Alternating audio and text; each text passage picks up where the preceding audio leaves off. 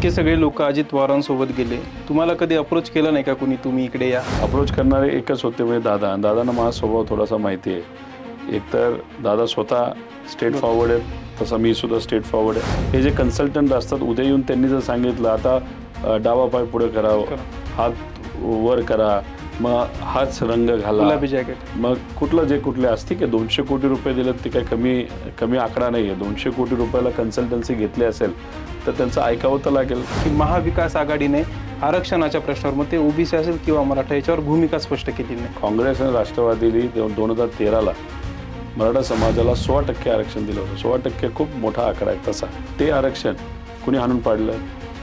देवेंद्र फडणवीस साहेबांच्या एका कार्यकर्त्यांनी. राजकीय आरक्षण ओबीसी समाजाचं का अडकलंय? तर बीजेपीचा एक कार्यकर्ता कोर्टात गेला, असं मी नाही म्हणत, भुजबळ साहेब म्हणतात. त्यांनी कार्यकर्त्यांना पण असं सांगितलं की आता मैदानात उतरा आणि ठोकून काढा. ठोकून काढण्याचा प्रयत्न तर करा. तर काय महाराष्ट्राची स्वाभिमानी जनता त्यांना काय करून देईल का? ग्राउंडवर काय वाटतं दादा, लाडकी बहीण योजनेमुळे वारं फिरलंय? आणि आम्ही महाविकास आघाडी म्हणून म्हणतोय की येत्या काळामध्ये 1500 रुपये ते देत असतील तर त्याची उद्या जाऊन आम्ही अजून व्याप्ती वाढू, अजून जास्त तिथं महिलांना तिथं संधी देऊ.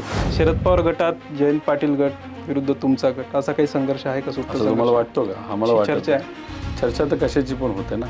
आगामी विधानसभा निवडणुकीत तुमची लढाई भाजपशी आहे की अजितदादांशी? तिथं असणाऱ्या लोकांसाठी व विचारासाठी मी भल्यांबरोबर भिडायला तयार आहे. आणि कुठेही 180च्या खाली महाविकास आघाडीचे आमदार निवडून येणार नाही.